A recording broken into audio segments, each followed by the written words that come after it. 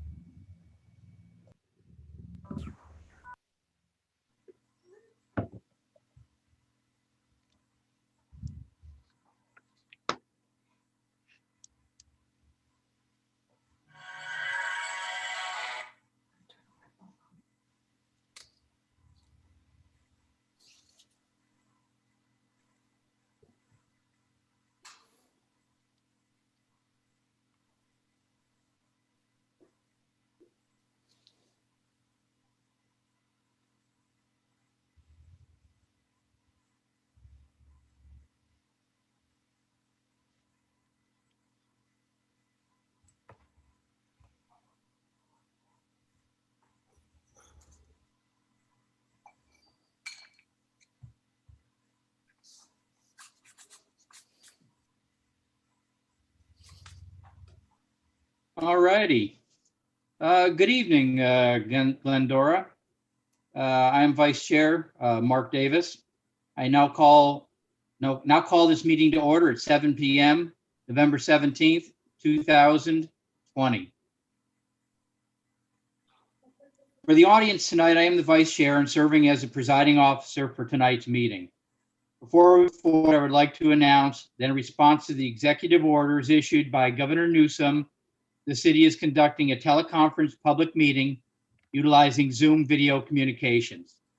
This allows the city to continue to conduct essential business and comply with public health administration recommendations to protect the public and city employees, practice social distancing, and limit exposure by not allowing in-person public meeting.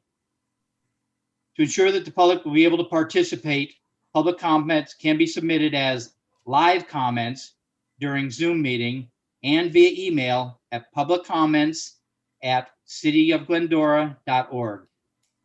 Because there are no public hearings on the agenda, public comments will be taken during the public comment portion of the meeting and should only be regarding the agendized item for tonight. Madam Deputy City Clerk, would you please conduct a roll call? Thank you, Vice Chair Davis. At this time, I will conduct an oral roll call and request that each commissioner respond with present when their name is called. Commissioner Koss? Present. Commissioner Matthews? Present. Commissioner Norwood? Present. Vice Chair Davis? Present. And Chair Kent is absent tonight. So we've got 4 commissioners present. Thank you. Real quickly here, I don't see the Pledge of Allegiance on here. You know what? I probably forgot to add it on there. You All are right. welcome to have the Pledge of Allegiance, yes, and to call someone. Okay, if you would place your hand over your heart, I will now recite the Pledge of Allegiance. I pledge allegiance to the flag of the United States of America and to the republic for which it stands, one nation, under God, indivisible, with liberty and justice for all. Thank you. Okay, I now open the public comment period. At this time, I would like to invite members of the public to address the commission. You may give public comment during public comment. Speakers are limited to 3 minutes speaking only once. Because this is a special meeting, public comments are limited to only the item on the agenda, which is item number 1. Now is your time to speak on item number 1. This is your time to speak uninterrupted. Please address your comments to me, the presiding officer. Public comment is limited to 30 minutes in total. If you would like to request to speak, select the raise hand icon in the Zoom before the close of the public comment period. You will then be called on when your turn is up to speak. Madam Deputy City Clerk, have any requests been received? I'm sorry. Yes, at this time, we've received no requests via the email inbox and none in the Zoom meeting as well for public comment. All right, having no requests to speak, I will now read the new business item. Number 1, conduct a study session on updating the City of Glendora's general plan housing element, sixth cycle, RHNA cycle. Sixth RHNA cycle. RHNA meaning Regional Housing Needs Assessment, for those that did not know that. So with that, I would like to invite Amber Gregg of Tam & Associates to present the staff report and conduct the study session for the evening. Amber? Thank you so much. And thank you so much for having me tonight. I want to welcome everybody to our 6th housing cycle study session, which will cover the 2021 to 2029 period. So thank you so much.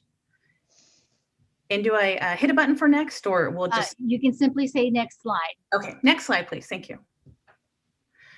So just to go over a little bit about what today's meeting is going to entail, we'll have team introductions first, and then I'll go over a brief agenda for tonight's meeting.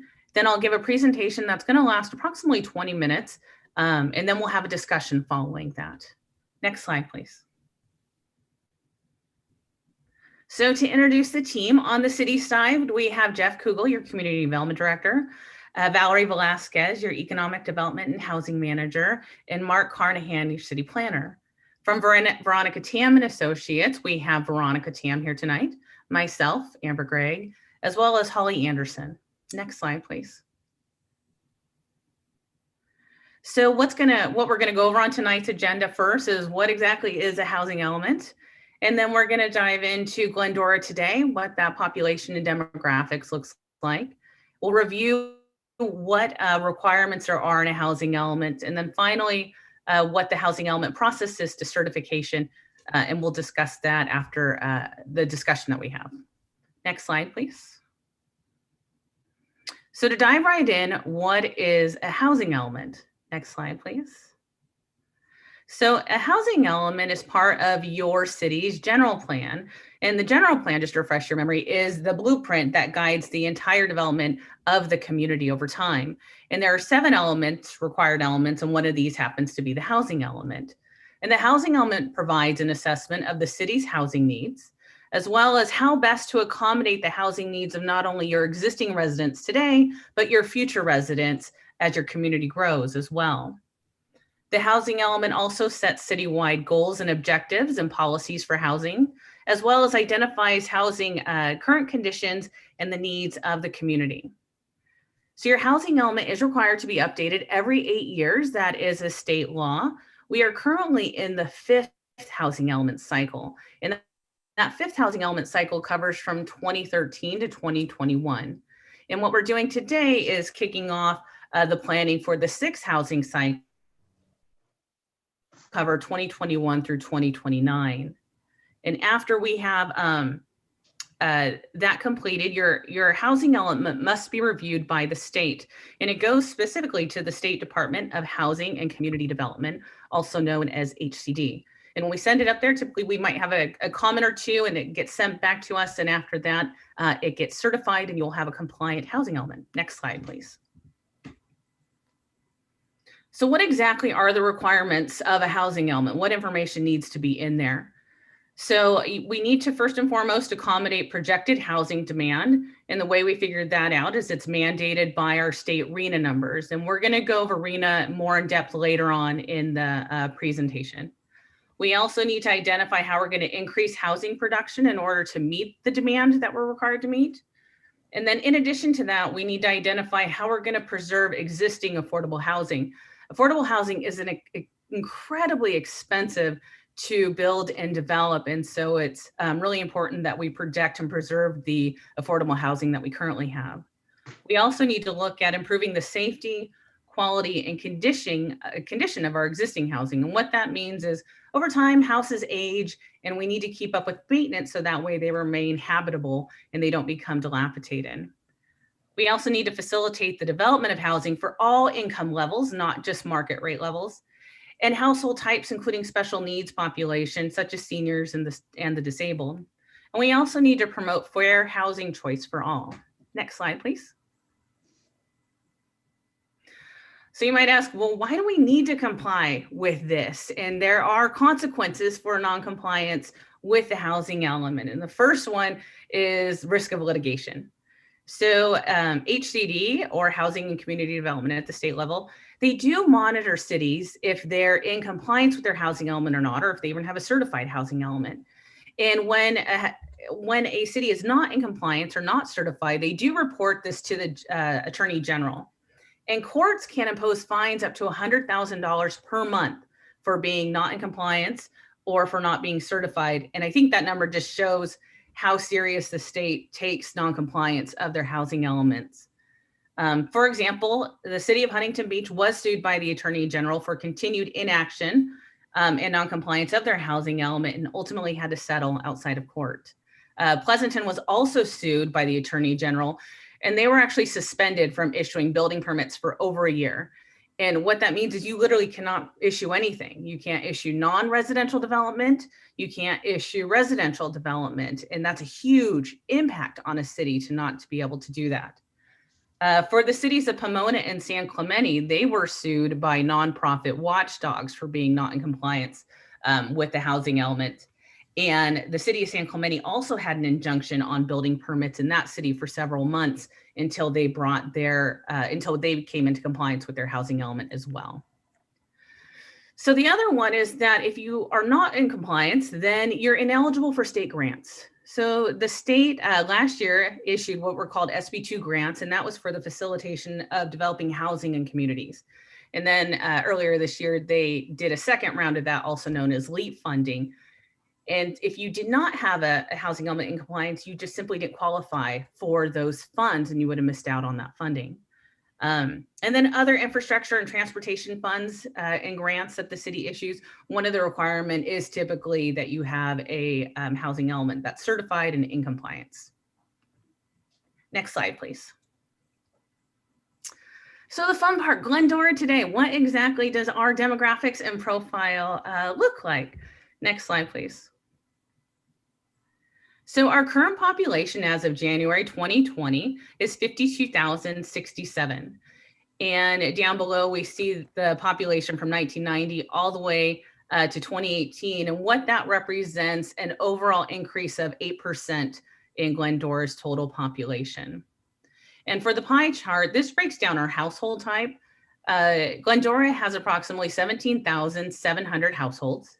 And with the largest section of that household type is households with one person that is 60 years of age or older, and that makes up 42% of the households.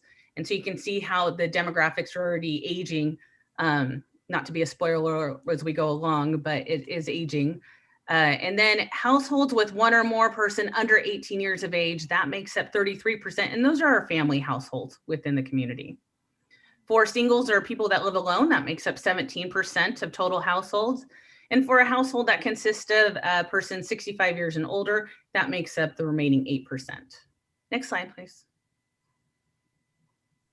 So in terms of population, our top slide looks at race and ethnicity. And what this is showing is that Glendora continues to get more diverse decade after decade. This shows the trends from 2020 until 2018. And then on the bottom one, this shows our aging trends on the right-hand side of the map from 20 to 40 or 25 to 44. This just shows that the population is getting older across the board on above 25. From 5 to 17 years and 18 to 24, this represents our school age individuals as well as our young adults. And you see that that population is currently decreasing. And then with the under fives, we actually have a population bump there. So we have some younger kiddos coming into the community. So that's fun. Next slide, please. So then we also look at our households based on income distribution. And the categories that we have are extremely low, low, very low, and moderate and above moderate. And these income categories are defined by the state and are based on varying percentages of area median income. And for Los Angeles County, our area median income is $77,300. And based on the chart, you'll see that 10% of our households fall into the extremely low income category, 11% fall into very low income, 15% fall into low income, and 63.6% fall into moderate or above moderate income levels. And one thing that's important to consider, that housing for everyone, whether you fall into a lower income or not, just housing across the board, housing is considered affordable if the occupants pay no more than 30% of their income on housing costs. And so if you have any household has more than 30% of their income going towards housing costs, it is technically considered non-affordable. Next slide, please. So now we're going to dive into housing element requirements a little bit more, particularly RHNA. Next slide, please. So what is RHNA? RHNA stands for Regional Housing Needs Assessment. And where that starts is with HCD at the state level. And HCD works with regional planning agencies across the state. And for us, our regional planning agency is SCAG, Southern California Association of Governments, and they oversee 6 different counties in Southern California, and Los Angeles being one of those counties.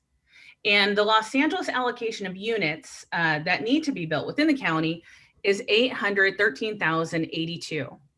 And so this, following that, those numbers are distributed across the various communities and city and county areas. And those areas get their allocated number that they need to plan for within their housing element. So for Glendora, our number is 2,270 units that we need to plan for in order to be able to be built in this community. And to just kind of give you some general information about what that looks like compared to other nearby cities, for Azusa, it's 2,646. Pomona has 10,534.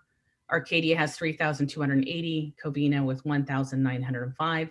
And Baldwin Park at 1,996. So again, each of these jurisdictions must demonstrate in their housing element that they can accommodate this RHNA total, as well as within those various income levels that we were just going over. Next slide, please. So this is a comparison of our regional housing needs from the 5th cycle, which we're currently in 2013 to 21, and then what we're planning for the 6th cycle. And I'll direct your attention to the very bottom line that says total. So in the 5th cycle, we plan for 686 units.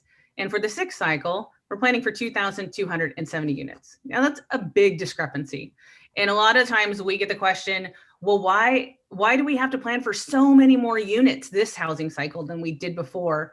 And the reason is in past, we look at projection and job growth in an area. And for the 6th cycle, and with the new state laws, we also take into account the catch-up housing for the total units that weren't built over past years. And so that's why that number is so much bigger. And then when you look at the rest of this chart, you can see that the various levels very low, low, moderate, and above moderate, and the number of units in each of those that we need to hit. So I'll just take a deep breath and let that sink in for a minute. Next slide, please. All right, so when we're talking about area median income, what exactly does that mean? A lot of times people don't realize what your income is and what level of area median income you fall into. So the top line identifies the number of persons in a household, and below it shows what your income level rate is. And on the left, you see what kind of category you'd fall into. So for example, if we go across to households in a family of 4, if you were a low-income family, you would make less than $90,100. So if you make less than $90,100, you're considered low income in a family of 4. And then if you're an individual and you make less than $63,100, you would also be classified as low income. And then if you hit the other rates as well, it goes down from that. So an extremely low income individual or household of 1 makes less than $23,700. But I'm always surprised that, $90,100 to be considered low income. It's always surprising to hear to a lot of individuals when they're considering building affordable housing. Next slide, please. Yeah. So then we also have the no net loss law. And what this means is that it requires sufficient adequate sites to be available at all times throughout the RHNA planning period. So what exactly does that mean? It means that you have to build to your maximum density all the time. And we're recommending that the city create a bit of a buffer in the housing element inventory of at least 15 to 30% and allowing that buffer of that amount, because most of the time the projects aren't built to the maximum capacity. And what we don't want to see happen is you get your housing element certified and the first project out of the gate didn't hit a maximum, and now you're not in compliance with your housing element going forward. And we'll dive into that a little bit more. Next slide, please. So in order to make sure that not only do you have room to meet that number, but that there's a little bit of wiggle room for those developments that don't develop to the maximum amount possible, we have a projected breakdown on how to meet the RHNA numbers for Glendora. So there's been a lot of ADU law updates, which I'm sure you're familiar with because I know you recently updated your ADU requirements. So 120 units are allocated to meeting your RHNA number based on your current trends. So that's the first number. Then we've identified a capacity of 970 sites on new sites that might be able to carry these developments. And then there's still a remaining capacity of 780 units from prior cycle sites that we're going to utilize.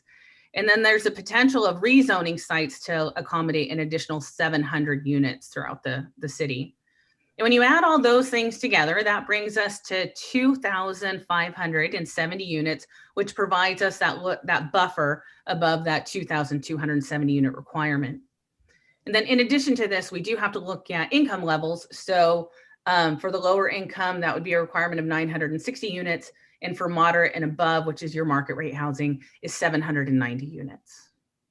Next slide, please. So we're going to quickly go through the site inventory maps, and then we're going to dive into it with city staff afterwards.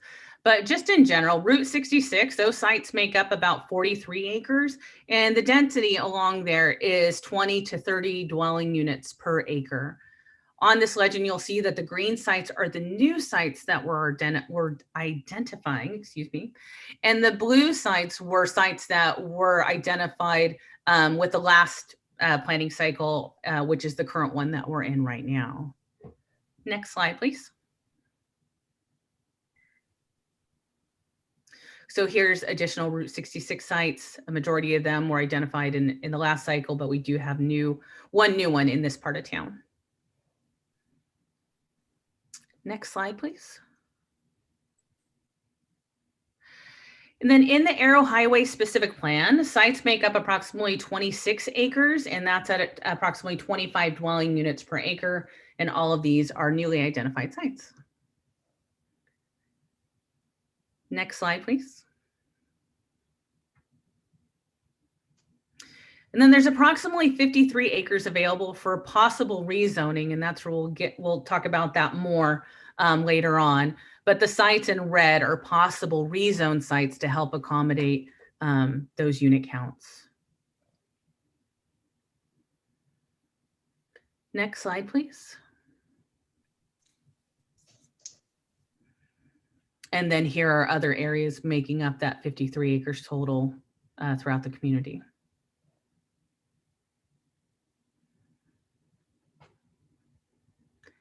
Next slide, please.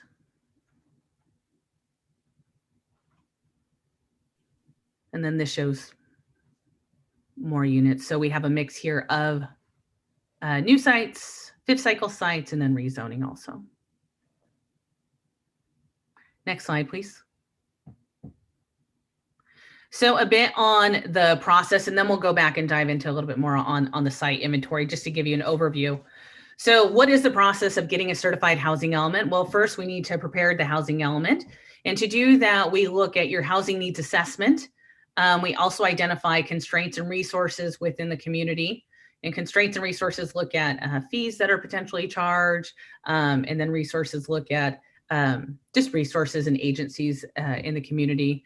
And then we develop goals, policies, actions, and objectives based on all of this information.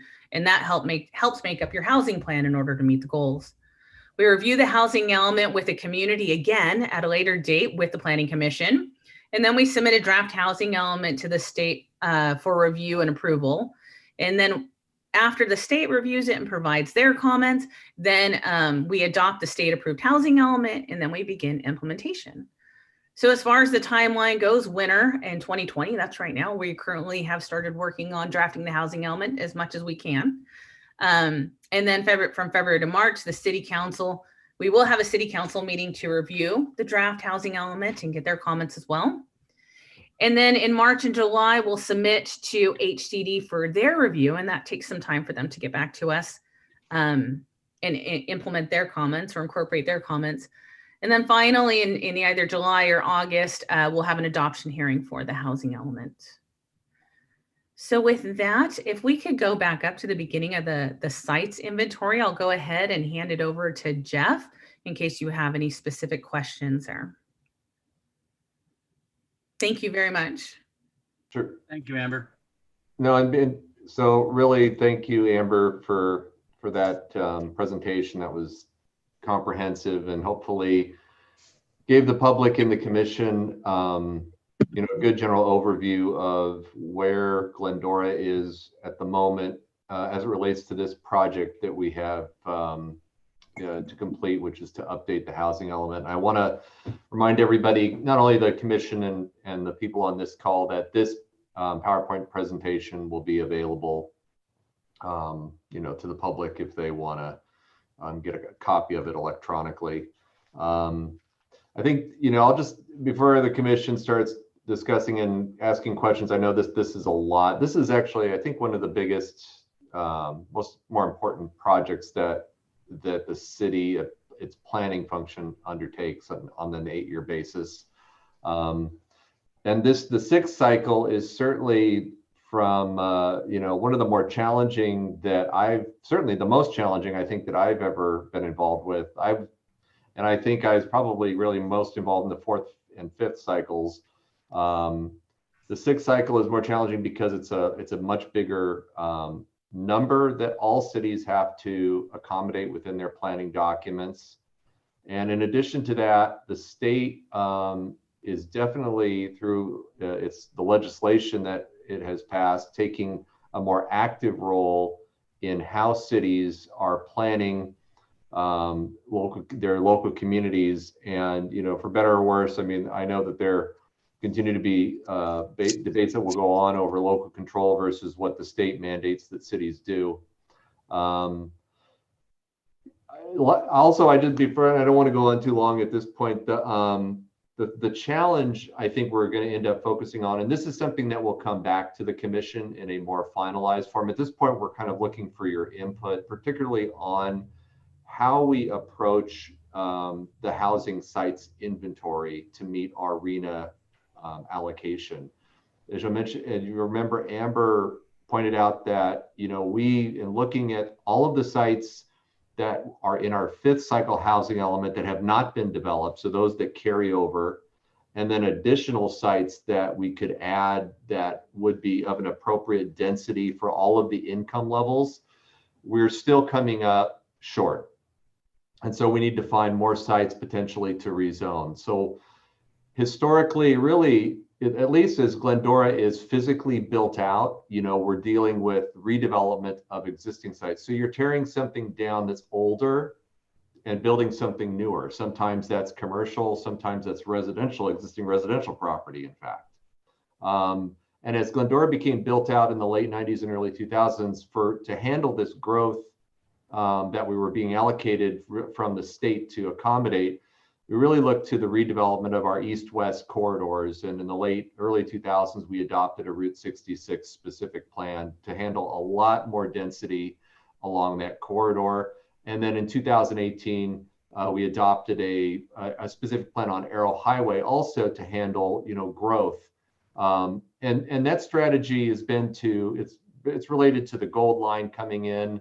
It's also related to trying to protect the integrity of existing single-family neighborhoods, which dominate the overwhelming amount of land that is developable in the city. And so really staff kind of, and we're open to ideas, you know, on this. We kind of look at, you know, Route 66 for that potential additional density. You'll remember in 2017, we actually revised the specific plan on Route 66 and removed a lot of density that previously was there. And I think that affects our ability to meet the current reallocation without rezoning. But at the same time, we added quite a bit of density on Arrow Highway, but just not quite enough. I don't think anybody thought at the time that we would be, you know, in the situation that we are with getting so many units allocated to us. So I think based on the city's strategy for the last 2 decades, I think staff still is, and it's still from a planning sense, it makes the most sense to look at these east-west corridors for the additional density. But it doesn't mean that there aren't infill opportunities off of those main corridors. But our sense is that the density will not be as potentially as high as you could achieve on these east-west corridors, where we've been focusing most of our housing planning over the last really 20 years. So, you know, with that, we're looking for the commission to provide some feedback and you know, commentary on the sites inventory and the direction we're heading, so we can work on refining this document and then bring back a more finished draft to the commission as a recommending body to the council before they see it and we submit it to the state. And with that, I'll turn it over to the chair. Thanks, Jeff. I guess at this point, commissioners, I guess this is just kind of an open discussion between us and ask questions of staff and Tam and associates there. I guess I'll kick it off a little bit with a few general questions here. What has, and I understand what our growth is irrelevant to what our allotment is. And correct me if I'm wrong, but our allotment is what is available to be built. It's not a prerequisite. They're not dictating that we have to build it, correct? Correct. Okay. What has our historical growth been in the past? Anybody know? And how that compares to numbers? So actually, if you could pull up, I think, Amber, you had a slide, or we can go back a couple slides, Elvia. If you go back since 1990, in terms of population, we've grown about between 2% and 4% every 10 years in population. If you even go back to 1980. Housing unit wise, I don't know the numbers off the top of my head, but I think we could certainly you know, look at what that is, because so we've had moderate growth over the past 3 decades. Okay, so housing though. Oh, and actually Amber needs to be on, I think. Housing is predicated off of population. So I guess to understand your question a little bit better, are you talking about the number of household units? Is that what you're focusing on? Well, I actually started off talking about what is our historical growth in building, but it kind of morphed into another question that I have is, our RENA numbers are based off of population, correct? No, your RENA numbers are based off of your projected growth and projected jobs for your area. That's how RENAs have typically been done in the past. And then with this year, with the new laws that have come into place, it also takes into account a catch-up. In other words, the housing deficit that we're facing right now. So the number is so large, or so much larger, in order to catch up with the amount of housing that hasn't been built over the years, which is why we're in the housing crisis that we're in right now, according to the state.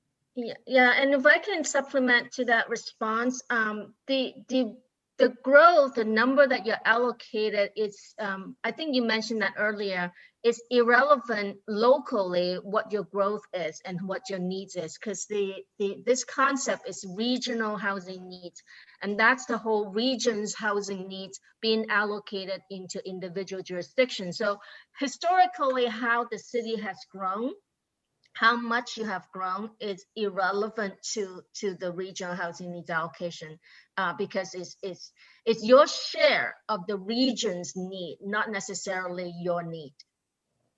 So I have a couple of questions too. Are we taking turns, or how are we doing it, Mark? Commissioner Davis? I think this is one of those deals where we just kind of jump in there and ask what you want, and Okay. I think it's a bit of a mosh pit tonight. Okay, I understand that our allocation is not really within our control, that the state has deemed this number for us. But I'm still very confused. I understand it's not necessarily directly predicated on our population. However, we know the population of California in itself is declining. The population of Glendora is growing, but to me, if you look at the difference in our housing cycles from 600 some houses to 2,270, that's a huge leap.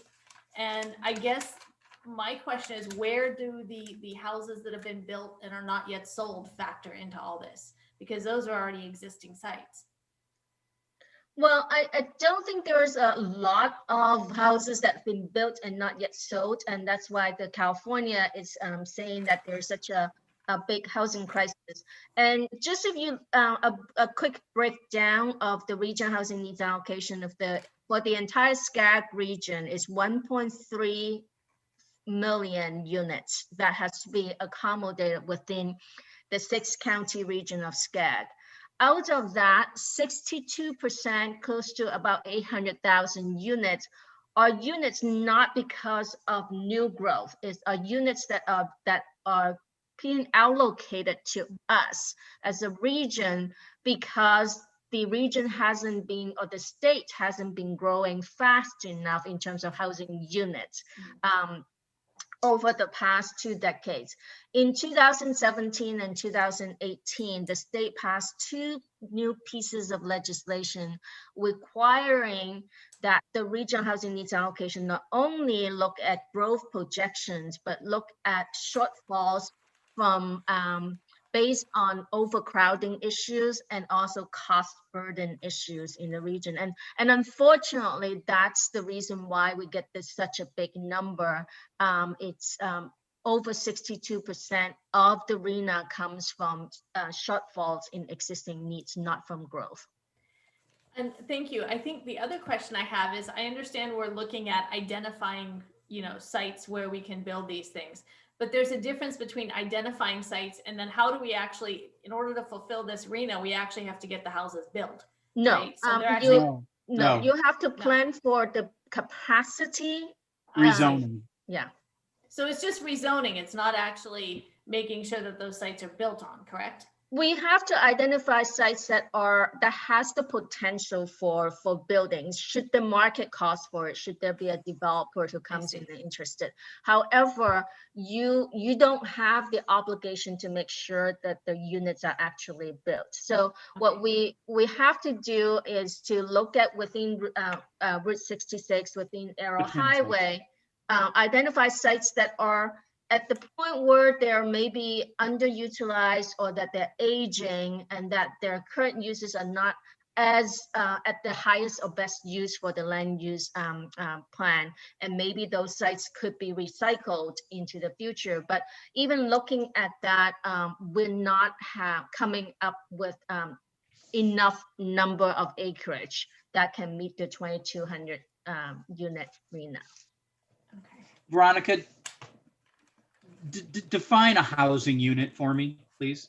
A housing unit, we have to, for the RENA credit, has to meet the California Building Code standard, which means that it has to have cooking and plumbing facilities. So an apartment qualifies. Apartment units, condo, mobile homes, accessory dwelling units, single family, even sometimes like student housing, if they're built as apartments, would qualify. As long as if the city permits it, if your building department permits it as a residential unit, it's a residential unit meeting the California Building Code definition. Okay, I have a question, and then I'll stop for a second and let everybody else. And maybe this is a question better for Jeff. Let's say we have a site somewhere that it may be commercial, it may be small residential right now, but through rezoning, the potential to put up, I don't know, I'll use the monstrosity on the corner of Glendora Avenue and Route 66 as an example. You know, that could have been, I don't know how many units are there, but that could have been, you know, significantly less. How do you quantify how many units are potentially available for a footprint? We use density. Yeah, we look at, Mark, we look at the existing zoning for the site. So meeting the RHNA is, you look at, like, for example, Route 66, the town center mixed use area. That is was the highest density location in the city, and it was zoned that way to allow a certain number, a maximum density of dwelling units per acre. So as we're going through this process to update the housing element, that's part of why we've hired Veronica's firm, is to help us, you know, be compliant with state law and analyze with us what our zoning capacity is. I mean, how many units per acre within an area is allowed under our current zoning, and is that enough to meet the requirement of the RHNA? And then it's incumbent upon us to increase or decrease as needed. Correct. Allowing. Yeah. And when you guys see the maps later on again, just to clarify, those maps are the sites that we've identified as 20 units or more potential per acre. So out of the blue sites from fifth cycle that were established, how many of those have we been able to successfully convert over into development? There are a number of sites in the fifth cycle, like, for example, the Avalon Bay, the corner of Glendora Route 66, was identified by the city to develop as part of the fifth cycle. Likewise, on Route 66, the other large condominium development further west toward Grand was identified. The La Colina property was identified in that cycle. There were a variety of other sites. So I would say I'm going to say really only about 20% of the sites or the land that we identified in the fifth cycle has been developed. So we don't really care about whether it's developed or not, do we? That's not our mission here. It's to provide potential to satisfy RHNA. That's what I think that goes back to the question I asked about, it doesn't matter if we actually built on it as long as we have it identified. Yeah, but we're getting ourselves into a corner here because our numbers are going up and we're not able to keep up with it. I think the more important part is in our equation that 20% of what we identified was in some way identified by an outside source or someone else to develop on, and we had the ability to at least get that much done. I would say I'd like to see us be able to identify properties that qualify and get a higher redevelopment investment in our community if there is such a thing. I know part of the ones that we had in our fifth cycle, the city ended up having to give as part of the process to get the density we had on those properties. And I don't know, do we still have those tools in our arsenal to play with? So is that a question, Michael, about what? Yeah. I mean, we can go and rezone all day long, but that doesn't necessarily turn it into a valuable development property. So what we've had to do in some cases is to step up and offer some carrots to a developer in order to get them to develop on that property. Are we still playing with those type of parts and pieces? Well, you know, I mean, I think that's, you know, the economic development incentives that, you know, that were in place in Route 66. I think you're probably referring to density bonuses that were in place on Route 66 before 2017. Right. None of those exist anymore. Those were all eliminated in 2017.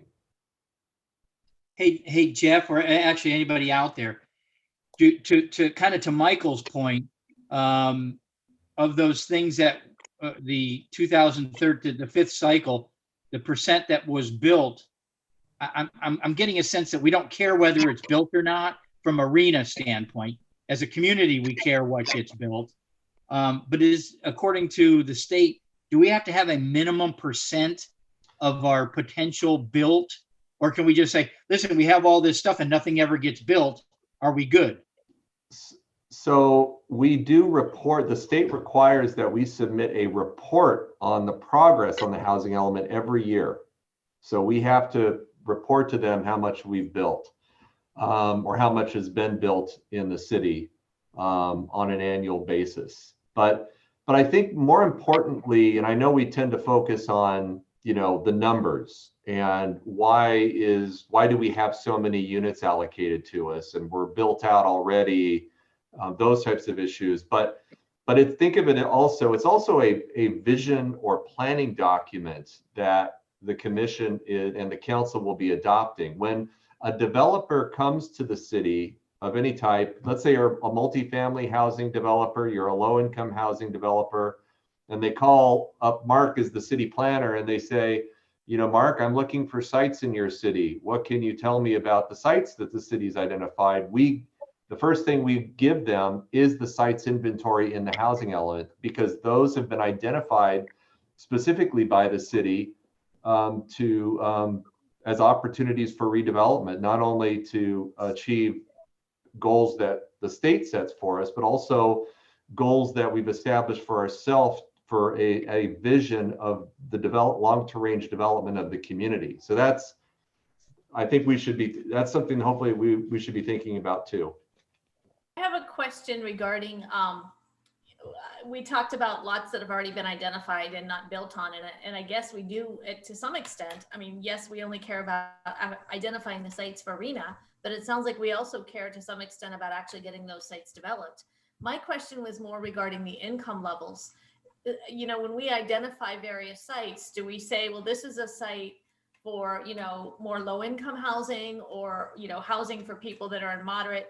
Obviously, it's hard to get lower income housing built because, there's less profit and so on and so forth. So are there particular standards for, okay, this site is good for low income, or are there particular incentives to try to get some of those houses? I mean, especially with our, there is a need in Glendora for more low income housing. Jeff, you want me to take this? Veronica, I was going to ask if you could you or Amber could go over this part of it. Yeah, let me go over this one quickly.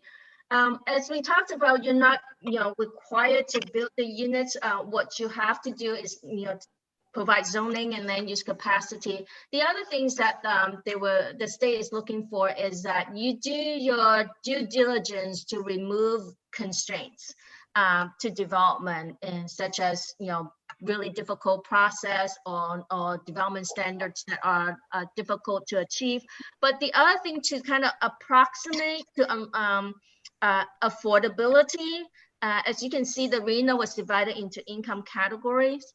What the state is actually saying is there is a default density that's established by state law, that 30 units to the acre in this region for communities such as Glendora is considered to be adequate to facilitate lower income housing, meaning that they don't expect you to actually build all the lower income housing as according to your RENA, because it's very expensive to build low income housing.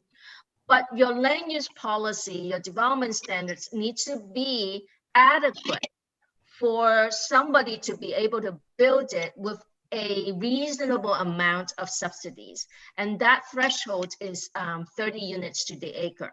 So if we have in the Route 66, your density is 30 units to the acre, and before 2017, you have incentives to allow developers to go up higher. And there are also incentives that allow developers to provide affordable housing with increased density. So what we are looking for is certainly properties that are zoned for at least 30 units to the acre. That would be considered feasible for lower income. And one of the things that we want to bring up as a suggestion is looking at highways the arrow highway, it's at 25 units to the acre. It's just below what is considered feasible. So that's something that we were wondering if the city would consider actually, looking at that and pushing it to 30 units to the acre. So how does that delineate between the income levels? I mean, I understand the 30 units per acre, but really I can build housing of any income level. I could build a mansion on 30 units per, I mean, you know what I'm saying? I can build so how are we encouraging to try to get more affordable housing on these sites as opposed to, housing that very wealthy people can afford? Well, I think, Jeff, you want to talk about suggestions about bringing some of the density back in terms of in the Route 66 and possibly requiring when you get affordable housing in there, you would be able to provide affordable housing with increased density. The other ideas that we kind of bounce off is minimum density. So when a development happens in these communities, you're not building mansions on very highly valuable land and definitely increasingly rare vacant and underdeveloped land. So if there's a possibility to establish some kind of minimum density as well. Does that not infringe on property rights though? I mean, all right, let's take the Golden Spur lot, for example, or the Sports Chalet, that corner there. Those owners have zoning right now. Can we arbitrarily change the zoning that would possibly prohibit them from commercializing it more? I mean, can we just we can't just say this commercial lot that you bought is now residential. So the city, one of the fundamental functions of the city, of every city in California, is to establish and create policies for the development of uses in land, and the plan for the infrastructure necessary to support those uses. So if you think of the city, it is their job to decide, or our job, and the Planning Commission, City Council, and us as staff who support whatever policy direction that those decision makers want to proceed, to establish policies that regulate land use. So if there was a movement to change the zoning, zoning are land regulations. They limit how you can use land. They place restrictions on things you need, like parking, and how tall a building can be, and how much of a building you can put on your land. And likewise, if it's residential, there's density limitations. You also have parking. You have to have places for trashing. All of those regulations limit in some way the rights of a property owner to use their property. So that's a long way of saying the answer is yes, the city can do that, and it's through the process of the city establishing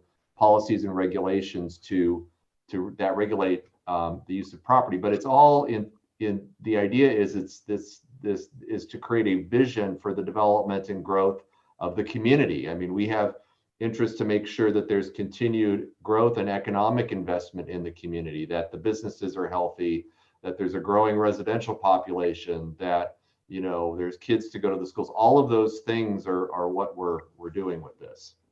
But you're not changing policy, are you? We are not. I don't think we are. In most of the cases we're talking about, these are mixed use areas that we're talking about.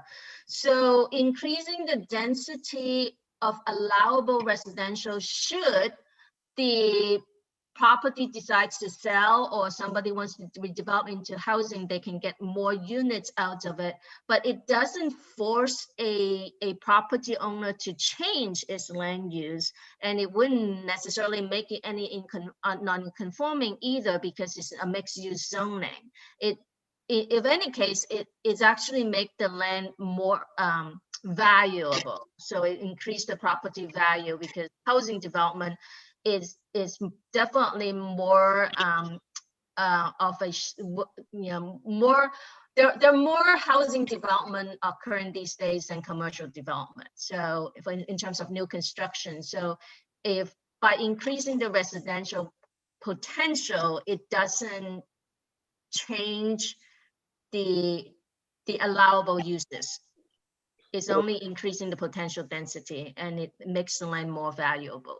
Well, I agree with you. I mean, so why wouldn't we just, with a broad pen, just rezone where we want to see development and let the chips fall and open the doors for developers? It doesn't, I don't see that it happens that easily because as Mark stated, you know, we do have personal property rights that come into play in that process. So it makes it difficult. How do we identify, how do you put blue, green, and red marks on a property across our city when we haven't even started to approach the rezoning aspect of that property in some fashion with the owners?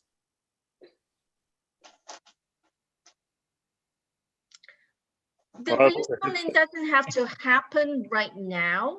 Sure. You have time to do the rezoning. I think what we are looking for direction is a couple of options. One, do you want to, or a combination of options. One, do you want to bring back the density that was removed in Route 66 as one way to get up to the numbers that we're looking for? Well, I don't disagree with you. There are properties in this city right now that have gone past their youthful state and are certainly primed to development. But the problem is those have been around for quite some time now, even through our fifth cycle, and we're struggling at finding development money to enhance those. So I'm curious, maybe it is a policy issue that we need to somehow change to attract development at the same time to fulfill our numbers. And sometimes cities would kind of pair up these land use changes with a marketing campaign to developers, and you know, changing. You know, so I think that's definitely, again, is a city direction that we're looking for, and certainly something that's welcomed by the state in not only just zoning for it, but actually proactively pursue projects in the city.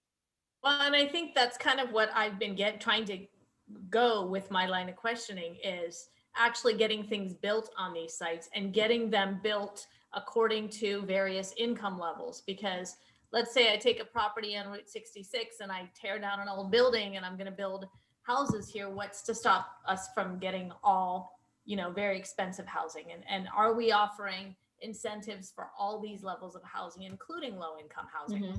Well, practicality wise, it usually has to be a mix, because you can't build an entire property to low income, but as part of the equation, and there are some bonuses or that type of stuff that usually we have played with in the past, that if you allot a certain percentage or number of the units to low income qualifiers, then you maybe get to build 2 extra more units at a higher price also on that property. So it's sort of a give and take process. Right, but I think, you know, obviously there is a need for lower income housing here in Glendora. I mean, that's, you know, that's an area that I think we maybe need to look at in terms of possibly incentivizing in a certain way, as with all housing, but I think especially for that niche. I don't disagree with you. It's just not in the economics all the time. Right. It used to be a lot better when we had redevelopment. A lot easier. Well, and I know Glendora's had a large influx of homeless people recently, and what's one of the solutions that can help with the homeless problem is affordable housing, you know. So I'm not so sure of that, Paulette. I honestly, I think there's a large portion of those people who just don't want homes. They enjoy what they're doing. They enjoy where they're at. Granted, there's a large portion of mentally unstable and ill people who don't make decisions, but there's an awful lot of them out there who they like living on the streets, and that's their life. That aside, I have a question for the group, or in general, or I guess probably for Jeff at this point, or maybe Tam and Associates. As we go through this and we've earmarked largely, like you said, mixed use sites for possible rezoning. Some of those sites are very active, some of them not so active, as Mike stated, have matured, some better than others. Are we not sacrificing some bit of commercial, our commercial income tax revenue base for residential at that point? Does that factor into any of this at all? With respect to the RENA, no. Okay, if not RENA directly, how about us as a community? Do we say, okay, listen, we can rezone this area to residential and we can put in a bunch of apartments or condos and we can meet 100 units towards our number, but we lose X amount of tax revenue because that Burger King went away, or that restaurant went away, or that strip mall with the liquor store and the gun store went away.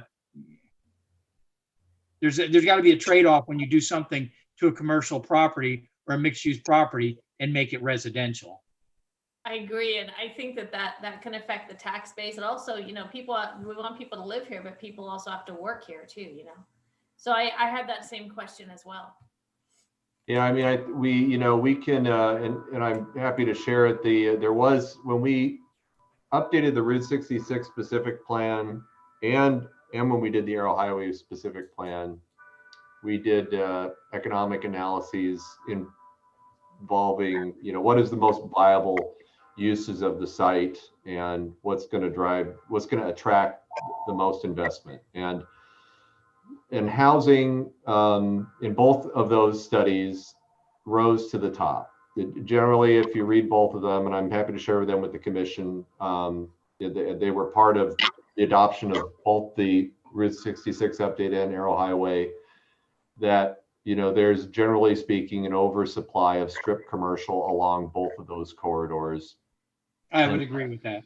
And that adding housing, like historically adding consumers, we are, Glendora is largely a bedroom community, and so to the extent that we have businesses, the majority of those businesses exist and around serving the residential population. They're providing things like grocery stores or Home Depot or Walmart, where they're consumer goods, or they're contracting businesses and other services that are used, plumbers, electricians, etc.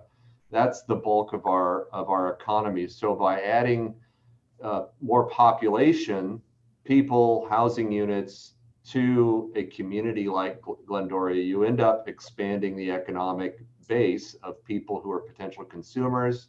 You also directly, by the virtue of the investment, you're creating construction jobs, you're purchasing construction material, and a whole host of other economic benefits that go along with housing, largely because of the type of community Glendora is and where we fit into the region and how we've developed. So I guess the other question I have is what is our goal tonight as a commission? To give the planning department kind of a nudge in the right direction to say, this is where I think we should go? Or, I mean, because I'm not sure, like, where are we? There's nothing we're necessarily voting on tonight, but I think looking at just approving or saying, this is the way we want you to go, is that what you're looking for tonight?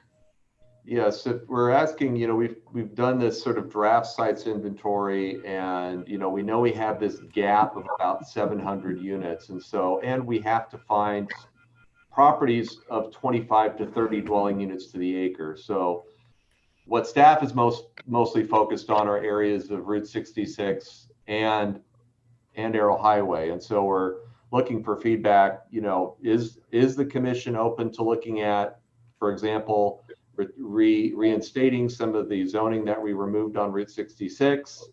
Are you instead, or alternatively, rather we increase density on Arrow Highway, or something else that we haven't thought of? I do. How about both? Kurt. I I agree with both. Yes, I think both are important. My question is, am I on? Yeah. You are on. So the RENA is a framework established by the state, and we're making every effort by showing them the properties that potentially could be developed to meet in cycle 5-9. Was it 600 homes or 900? And of course, around over 2,000 in cycle 6. So we've reduced some of the density on Route 66, narrow highway. Could the state come back through an audit process and say, you guys, the city of Glendora is not trying to meet the standards of what RENA is in your community to do your part?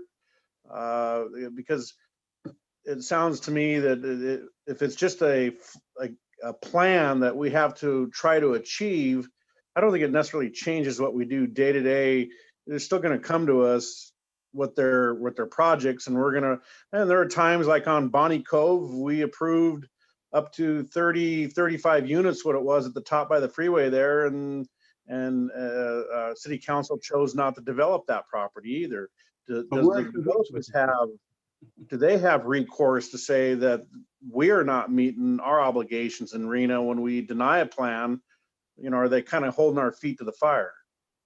So that's a very good question. One of my goals for the city as a community development director is to keep the city from being targeted for lawsuits by either the state or nonprofit entities or any other interest that might look for cities who are not complying with state law. And so to avoid those types of problems and to avoid the state saying, hey, you're not zoning appropriately, or hey, city of Glendora, you are establishing policies that are actually barriers to housing development. It's in our interest from that perspective to have policies that are compliant with state law. From the other part of it, and this is I'll put on my economic development hat. I know that the city, the leaders of the city have believed strongly in economic development. It's brought up all the time. And the fact of the matter is that for Glendora, housing and the people who live there and shop at our businesses are a primary driver of local economic development. And we have this, the gold line is coming through the city. So from my economic development perspective, I think, I want to make sure the city has an opportunity to take advantage of that. And one of the ways is having, policies in place that accommodate housing development. And that's my point, is if we're doing our efforts to achieve what the state's looking for through our policies. I'm not going to sacrifice a prime commercial property that could generate tax dollars for the community to build, a large residential complex where a third of them might be low-income housing. That's not benefiting the city. Right. So, but if we continue to update our policies and work within the framework of what the state is looking for, we're not going to build. I find it hard to believe we're going to get 2,200 homes built in the next 5 or 6 years, given the landlocked that we have in Glendora. But we can certainly look at the specific plans and the policies to make sure they're meeting the state's needs, and we're doing everything in our power to do that. Well, you make a good point, and I wanted to go back, if I could, to tail off of what you just stated. Is how did we determine 2,200 is our number now, when over the last cycle we only averaged somewhere in the neighborhood of 1,100? I'm not sure why we feel a need to jump and throw a bigger number on the board when it's not realistic, and it might put us in more jeopardy, to be looked at the state level when we don't achieve that number. But that wasn't our choice, though, wasn't it? Isn't that something that the state has given us, that number? The state gave us that number based on what? I mean, Right, that's what I want to know. It's not I don't think it's It was, population. it was based on the region. That's our share of the region population, if what I understand, is it's a county-wide number, and Glendora was allocated this much based on Los Angeles County or SCAG.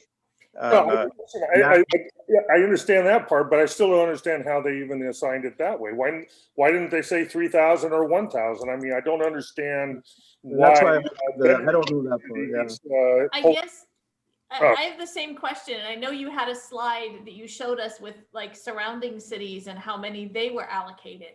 Right. And it kind of goes to that. How come surrounding cities might have been allocated less? Amber, maybe than you we could did. talk about that slide again. And so, yeah, so that's, I think I'm asking kind of the same question that Commissioner Matthews is asking is, why are we stuck with this 2,000 number? You know, if it's not based on population, how come other cities have lower numbers? There was another slide that had several surrounding cities on it. Well, the RENA allocation is a very complex model that SCAG does, and it's based on a number of factors. One being whether they consider you to be an area with certain percentage of populations with access to jobs, with access to resources, with access to high quality transportation.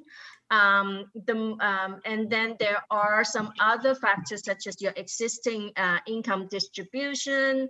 But generally those are access to jobs, access to resources, access to high quality transportation are three of the most important criteria that SCAG uses in developing the RENA. Unfortunately, now that methodology has been adopted by the SCAG board already, and so there is no avenue for changing or contesting the methodology at this point. That was my question. That was, yeah, that's what I was going to ask too. Was there some kind of appeal or something? Okay.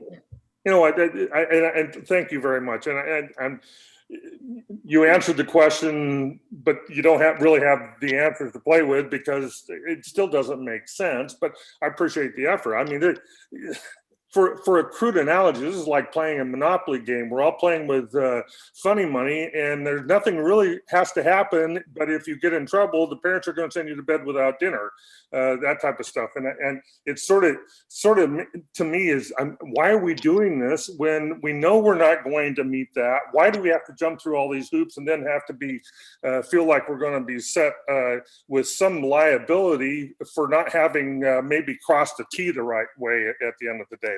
That's how I feel the whole process is. I'm all for development.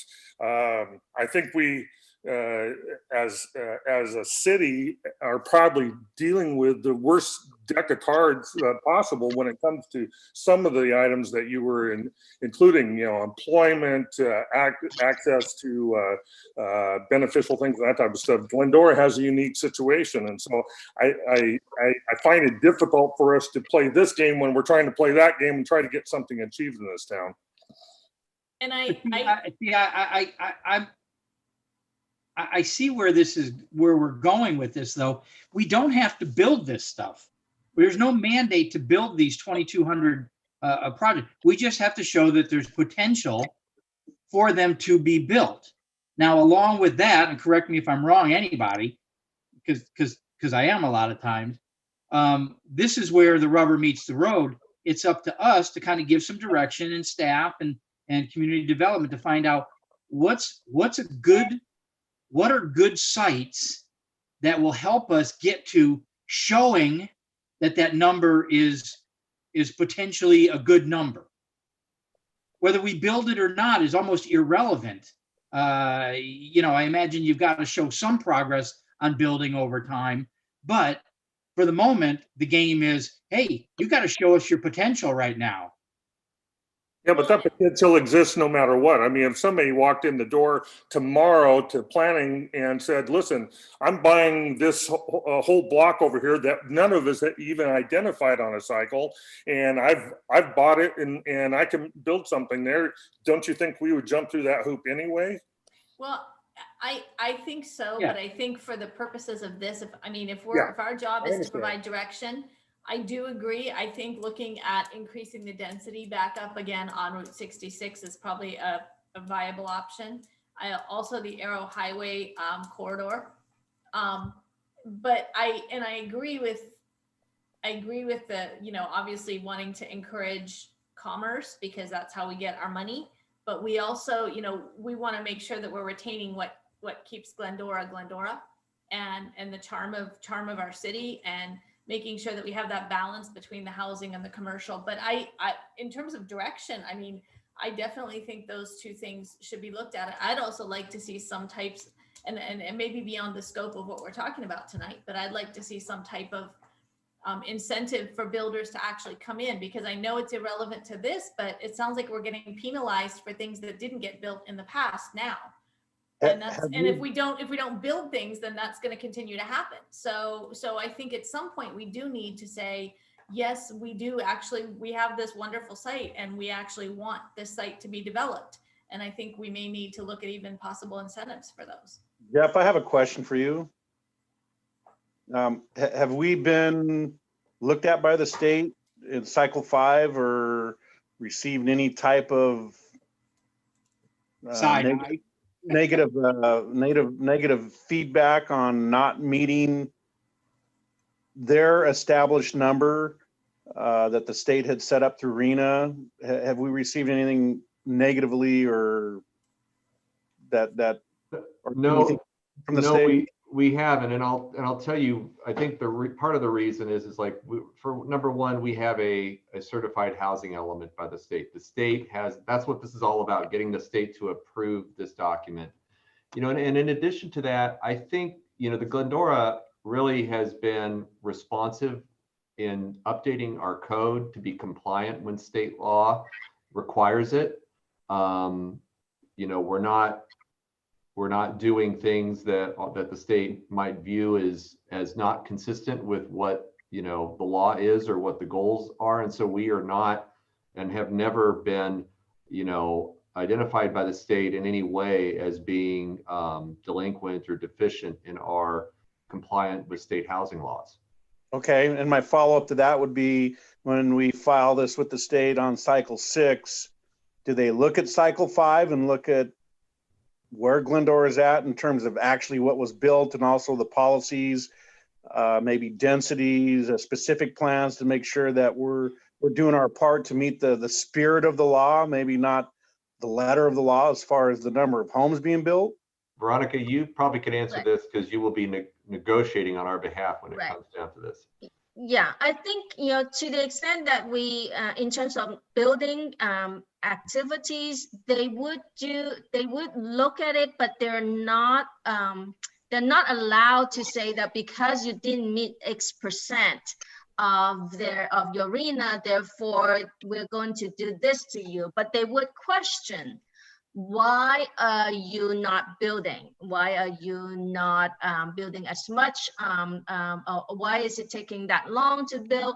Are there any reasons? And so you would need to be able to explain certain conditions and what you have done to improve your process, what have you done to provide opportunities. But there is no set criteria as to how much you would build. For all we know, what happened in the 4th cycle or 5th cycle, why your RENA was so low, was because it was done in a recession. So nobody can anticipate that. But now you're in the peak of the housing market when the RENA was done. But then who knows after the COVID whether we are going to get into a recession again. So you have no control over the market. What we need to demonstrate to the state, in addition to providing the sites, is in good faith, the city's development standards and procedures are not constraining development. Okay, thank you. So let me ask this real quick. Go ahead, Kirk. Go ahead. Well, I've come to my conclusion of where I'd like to see the staff look at this RENA document that's going to get submitted to the state is, I think that we need to look at our specific plans and our policies and to make sure that they are all either compliant or meeting the spirit of the law of what the state of California is looking at with RENA, and whether it's density, specific plans, whatnot. And we provide the locations of potential builds and rezoning. And then I think we kind of do business as usual after that. And we see what's presented to us case by case by the developers that come to us. But if we're meeting what the state is looking for, I think that's what our staff and the planning department should be looking at, is make sure that we can't ding as being a roadblock to any of this. But that's how I look at the direction I would be looking for in terms of this document. Well, to that point too, one of the things that we had directed staff to do back earlier in the year was to not bring, what was it? Was it 2-story additions? Mhm. Didn't need to come to us anymore. They Well, could be done certain across the right, counter. right. We removed a roadblock. RENA should look favorably on stuff like that. Correct, Jeff? That's correct. And we Yeah. approved. So stuff like that works in our favor when we streamline the process and remove roadblocks to that. That works in our favor to RENA. But we have 2 issues here. We don't have to build what our number is. We just have to earmark properties that meet the 2,200 stuff, the 2,200 units. So And how do we do that? And I'm not familiar with the Route 66 specific plan or the Arrow Highway specific plan in detail. I have general knowledge of them and of the other sites. I'm not sure tonight I can comment on any of those sites. Others have said, yeah, go ahead and increase the density. Well, I don't know why you decreased it, so I'm not going to say increase it, because there may have been damn good reasons to decrease it in the past. So I'm wondering if maybe a session to go over why those are zoned the way they are and why those specific plans are in place that way may be in order. And I guess that's kind of what where do we go from here, and what is our timeline on this? And do we have, is this something that we're in an urgent hurry to get done? And do we have more time to go more in depth into thing like Commissioner Davis is suggesting? I know we have to give a report to the state, but what's our timeline?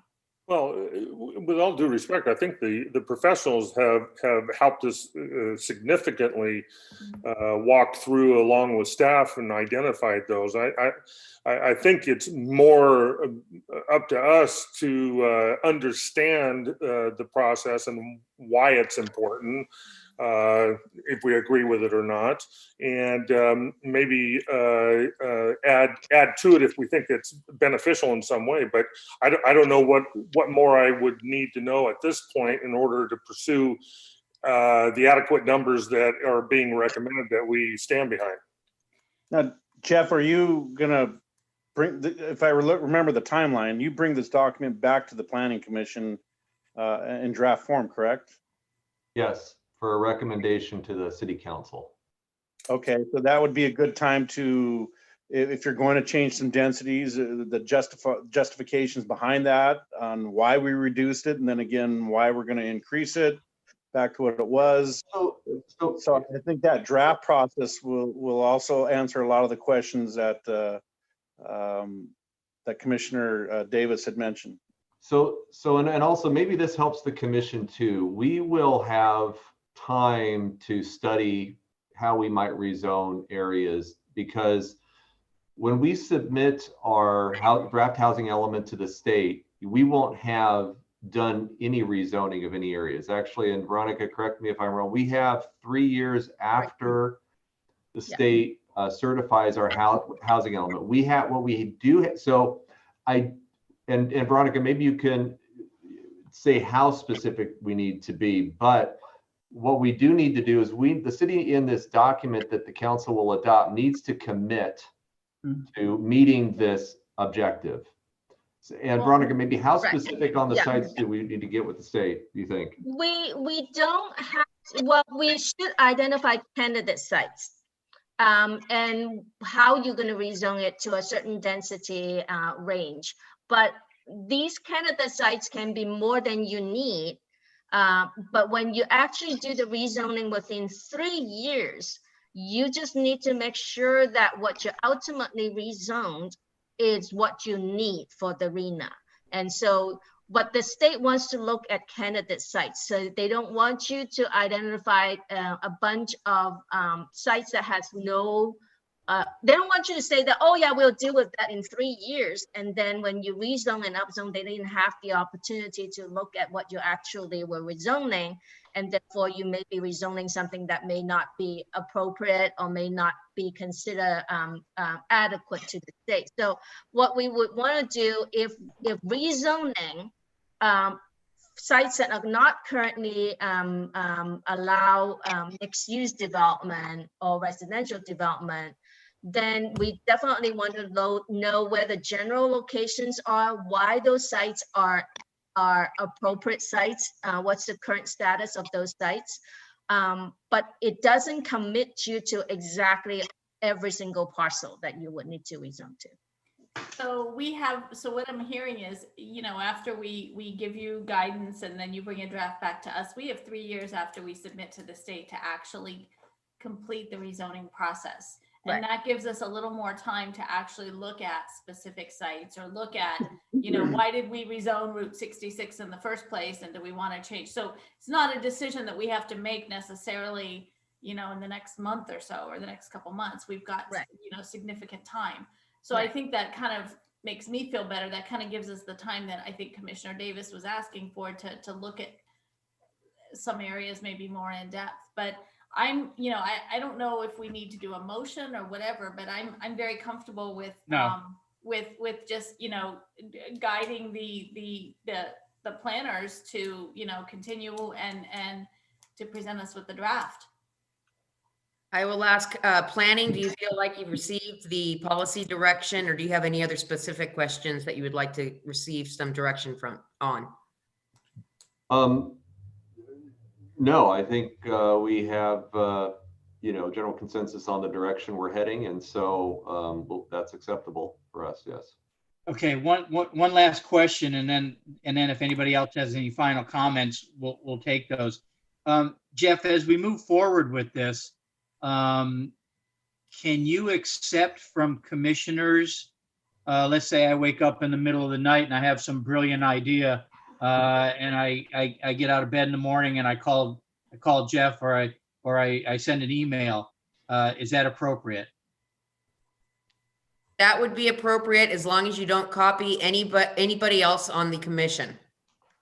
And then Jeff has to keep it to himself, or he can share it with me or other staff members, but it can't get serial meetinged out to other members of the commission, but it could definitely become part of the record of a upcoming meeting. Yes, And it was a monopoly game. So we can email staff, but not other commissioners. And I would keep those comments sealed. What did Johnny Carson used to say? Hermetically sealed in an empty mayonnaise jar. Hey, Jeff, real quickly, have we ever reduced the zoning on any property in the city in a long time? You know, really the only area that we've reduced density is Route 66. Okay. But I would just ask that, you know, Jeff and I have gone through a lot of time kind of identifying those sites. And I think we kind of want you know, affirmation that we think these are good candidate sites, because we are coming up with that shortfall kind of thing we're trying to figure out what to do with. So that they're spread out over the whole city. So I think that's the part we were kind of saying, like, you know, take a look at what we have. If you have any specific questions on any of those, we're available now, or you can ask us later. So what about looking at the train process coming through? I mean, doesn't that add higher density opportunities for us? I've always been a proponent of downtown, where our train stop is going to be, the Gold Line or Metro, whatever, would be ideal for high density and mixed use retail. Yeah, I mean, even though the densities are less, the city's existing land use policies, whether it be for around the station, certainly lend themselves to that type of development. I think also just for clarity, we use the term Route 66 a lot tonight. The area around the train station on Vermont Avenue is zoned Route 66. So That's true. when we're using that terminology tonight, that is including that area that you mentioned. So And we've already zoned that to the highest density we already have to work with, right? We do, and I think if you'll, there, there was the Avalon Bay project, and the density that's allowed in that area will no longer achieve that level of density. Got it. It actually was reduced a little, somewhat. So I guess then you come back with kind of a draft in a certain time period of this, correct? Yes. Okay, and I'm good with that. I mean, if you don't need, I mean, I don't know how much direction we've actually given you. We've mostly asked you questions, but but I think you and I don't know. I what feel else that you we need have to- enough. I feel Okay. we have enough input from the commission on the direction we're heading. Okay, and you may get emails from us because just like Mark, apparently he gets good ideas at 2 a.m. as well. So you might be getting some emails from us. I get some bad ones too. And I had one clarification on one of the slides that talked about cycle 5 going from whatever year it was, and then it said through 2021, and then cycle 6 started in 21. So is there an overlap, or does cycle 5 end in 20, cycle 6 start in 21? It's actually, I think it's October, like it's Yeah. the middle. What is There's it? a October? little bit of an overlap. The 5th cycle ends October 15, 2021. The 6th cycle starts July 1st, 2021. So anything you built during those that overlapping 4 months, you get to count it towards 2 cycles of the RENA. There we go. We got Nice. 4 months. We go crazy. There you go. All Another right, one. so I'm hearing a little bit of a wind down here, so I'm going to go around the table here, and if you have any final comments, Commissioner Koss, anything for the good of the order? No, I think I asked all my questions. Commissioner Matthews, No, I'm good. Thank you, everybody. I appreciate the effort you put in. Commissioner Norwood, I'm good. Thank you. and Vice Chair Davis. The only thing I would add is I'm going to make a point to drive around and see some of those sites again over the course of the next, month and a half or so. And then just not at 2 a.m. So with that, I guess we need to, Jeff says feel free to call him on his cell phone when you get those bright ideas. At 2 a.m. No, that's okay. We won't do. We'll send you an email at 2 a.m. To the extent yeah, that at 3. Yeah.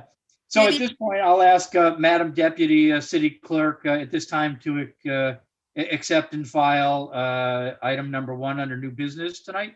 Yes, so as I understood it, there was direction for staff to continue the development of the draft plan for the city council meeting for review and to receive and file a report. So That's at my this understanding. point, we'll call a motion. I'll move that. What you just said, I'll move that. Wonderful. Is there a second? I'll second. That was Matthews with the Commissioner second. Matthews. Thank you. I think we can do a roll call really quick. Commissioner Koss, Yes. Commissioner Matthews, Yes. Commissioner Norwood, Yes. Vice Chair Davis, Yay. and that passes 401. Thank you so much. All right. Well, with that in mind, I would like to wish everybody a happy Thanksgiving. Stay as safe as you possibly can, and cook your birds upside down. They're a lot juicier. All right, everybody. See you next time. Bye. Have a good one, folks. Bye. Have a good one. And the